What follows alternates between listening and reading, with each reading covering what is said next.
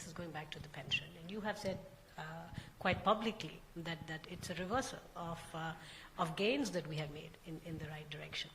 Now, this is again a unique situation where I think everyone on this dais agrees that going back to the old pension scheme could potentially become, fiscally a huge burden. And yet now we are seeing state after state go back to it. There is a lot of posturing in terms of, even including BJP states, people demanding. How do you bell a cat like this when clearly, again, the agreement is that the idea is a difficult one. We cannot go back on something which we have advanced upon. But politically, we seem to be again down that slippery slope. Now, again, how do you manage a situation like this? Is it about political differences? Is it about now? Is the economics in some sense bowing at the altar of the political process, which we have to now try and get everyone in the room to agree on something? Do you see that happening? What do you think? How concerned are you about these things? Well, I certainly share the view that this move is absurd. I mean, it's a recipe for just financial bankruptcy. The big advantage of those who push the move is that bankruptcy will come 10 years later. So I think there's as an economist, I have nothing to say. The system must prevent both political parties or parties in power not to take steps that will lead inevitably to a financial disaster. How do you do that? Well, to my mind, this is where the narrative comes in.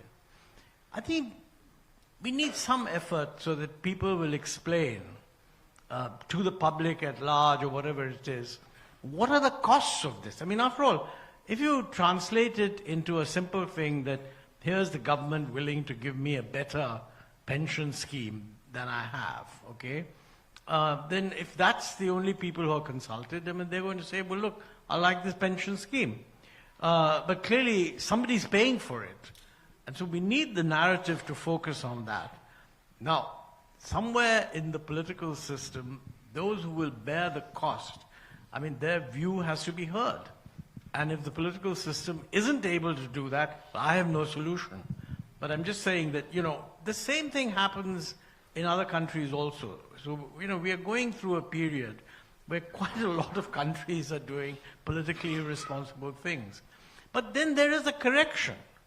And the problem here is this is not being done in the central government. I suspect that, there would be much greater national focus if such a move were made on the central government by anyone. It's being done in state governments. So this is where, and this is something that Gautam talks about in the book, looking ahead, that the story of reforms have got to make sense at the state level. There are many reforms that need to be done which don't require the center to do anything. I mean, for example, the decriminalization of all kinds of compliance requirements in state laws. Even if the center didn't want to do it, even if you didn't change any law at the center, there's nothing stopping state governments from doing it. But they're not doing it. And you can make a list of things which are entirely in the realms of the state government. And from that point of view, it's not just the pension scheme. I mean, it's like, what is the pricing policy you're going to follow for electricity? I mean, that is entirely a state government matter. The center doesn't fix tariffs for electricity at the state level. Now, look at what's happening in the climate change area. We all realize, I mean, we have a national target to go down to net zero by 2070. Now, in order to go down to net zero by 2070, we have to bring in renewables. We also have a target for that. But at the state level, if you're bringing in this new investment, which is going to be more capital intensive, etc., and if it raises the price of electricity, are you going to pass that price on or not? Or are you going to say, no, farmers must be free, somebody else must be low price?